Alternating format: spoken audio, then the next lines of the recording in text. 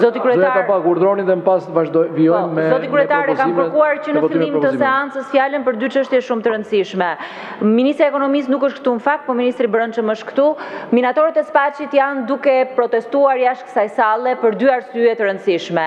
E para, për trajtimin çnjerëzor që policia e shtetit i bëri atyre 2 javë më parë dhe unë nuk kam dëgjuar absolutisht asnjë koment nga Ministria e Brendshme.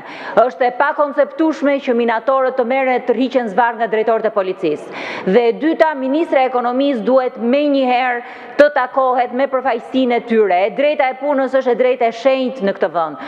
Nuk mundet një kompani private të pengoj këto minator të organizohen, të kenë kërkesat e tyre, të protestojnë për më shumë të drejta dhe kjo që po ndodh me këto minator është çnjerëzore. Në emër të Partisë Demokratike kam depozituar në sesionin e kaluar, do ta ridepozitoj përsëri statusin e minatorit, që qeveria refuzoi ta marrë parasysh. Është një çështje shumë e rëndësishme sepse ato janë grupi i cili penalizohen më shumë, që punojnë më shumë me kushte më të vështira. Nën toka shqiptare është jashtëzakonisht e pasur dhe ato njerëz që punojnë me nën tokën sot po shfrytëzohen.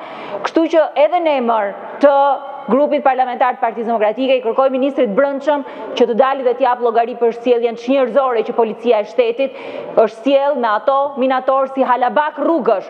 I kanë marrë, kanë tërhequr zvarr punonjësit. Dhe ministres ekonomisë të takojnë një përfaqësi tyre dhe të diskutojnë se cilat janë problemet dhe pse këto punonjës sot po pushohen nga puna. Faleminderit. Zonja Tabaku, ju lutem respektoni procedurën kur